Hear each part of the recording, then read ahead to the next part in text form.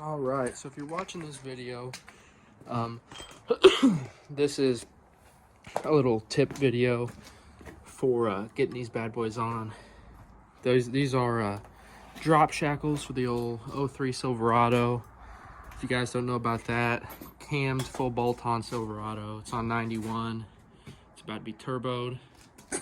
But anyway, these spring shackles, they constantly, if you have any sort of corrosion or anything that your truck has been through, these are going to be corroded. Especially this bolt down here, had to cut that end off, had to cut through this end and pry it off. And when you do this, you want to make sure your truck's in the air, because obviously the tension. But yeah, now I'm working on getting the head off this side, because all of them are just seized on, and this bolt is actually seized in the shackle. Same thing was over there. If you do this, you're going to need all new hardware. They're all 9/16 bolts. For the bottoms, I used 4.5-inch 9/16, and for the top, I used 5-inch. And you're going to need a bunch of 9/16 bolts, because I'm going to show you how to get this bolt out that's seized inside of that bushing. It's actually seized inside of there with a bunch of rust and corrosion. But yeah, so you're gonna want to chop off your head. I just took a Sawzall in between here and was able to get it after a long time. So what you're gonna want to do for this is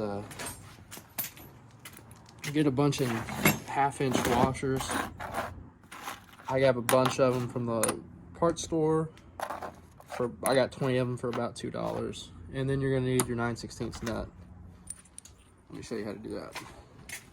Now, if you can put some sort of penetrant on it beforehand, it's good to keep just lubing the crap out of it. This one I destroyed the nuts in. So you're gonna need a bunch of them, because after a little bit you start destroying the nuts. But anyway, let me just show you the basics.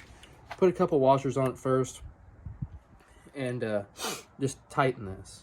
You're gonna want to tighten this nut and keep tightening it to keep tightening it.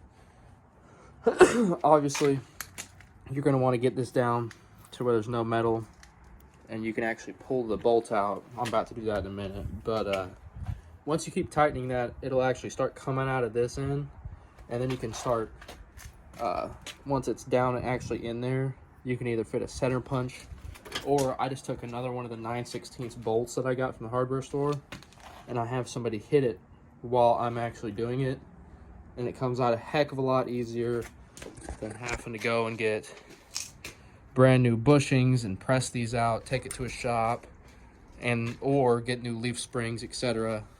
So yeah, this little trick right here is a whole lot easier than going the long route. But yeah, you can either do that with an impact.